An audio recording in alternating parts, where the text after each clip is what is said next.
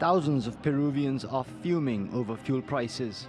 The country relies heavily on imports to meet its energy needs, and Russia's attack on Ukraine has sent oil prices soaring, squeezing the people's budgets just as they were hoping to recover from the impact of the coronavirus pandemic.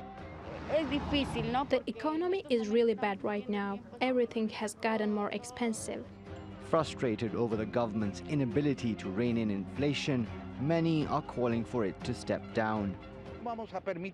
We will not allow new dictatorships, nor will we allow Peru to continue sinking. The fury of the people is unleashed. Peru is outraged. Spiraling prices are also fueling agitation against other governments. In Sri Lanka, residents are grappling with power outages, shortages of food and medicines, as well as a sharp drop in the value of the local currency. The head of the central bank and all of the country's cabinet members resigned following widespread demonstrations. But many protesters there say the buck stops with President Mahinda Rajapaksa. Our corrupt leaders must be sensitive to the cry of the people now.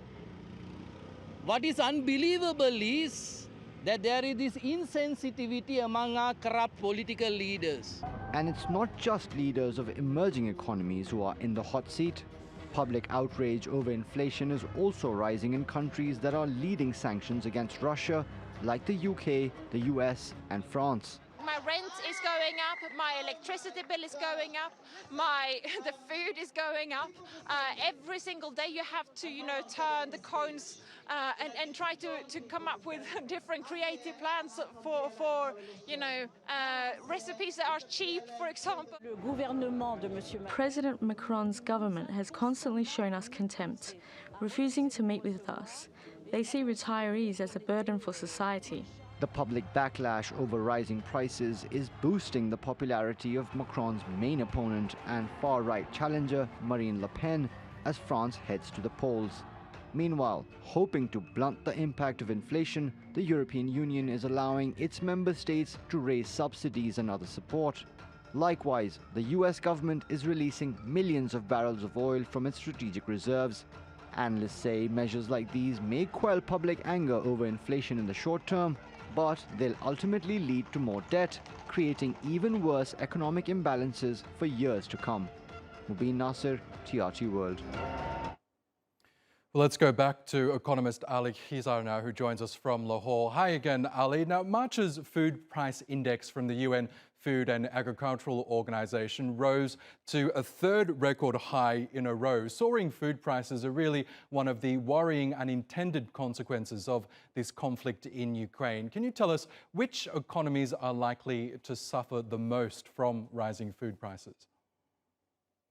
So you need to understand this is a unique problem in a way that prior to that Ukraine crisis, we went through the whole cycle of the COVID. In the early cycle of the COVID, there was less demand and the supply came down. When the demand moved back, when the COVID disruption started moving down, but the supply didn't match, and virtually all the commodities reach into the super cycle at the same time.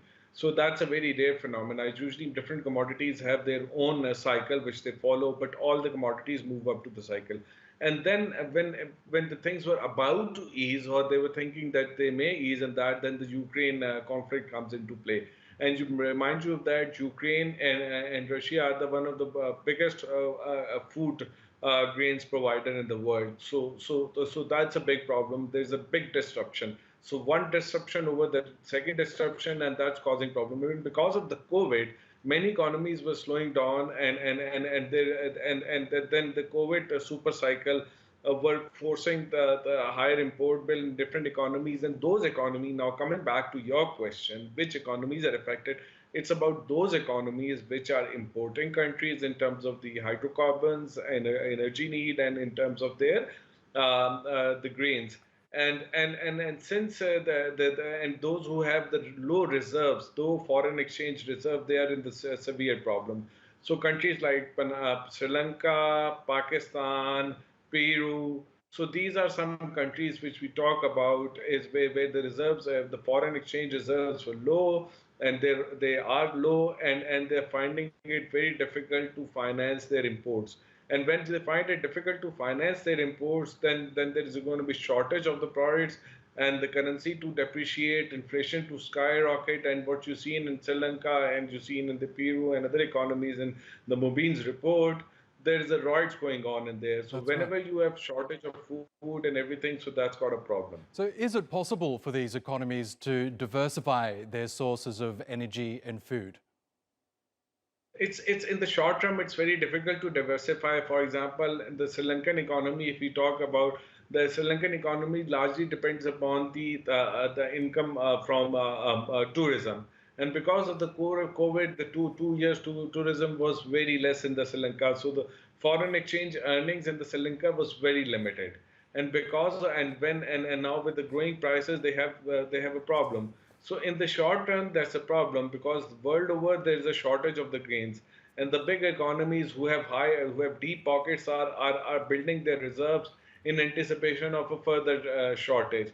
So nobody is going to supply these economies into that. So it's a big problem right now. Okay, Ali Khizar, we will have to leave it there, but we really appreciate your analysis. Thank you so much for joining us.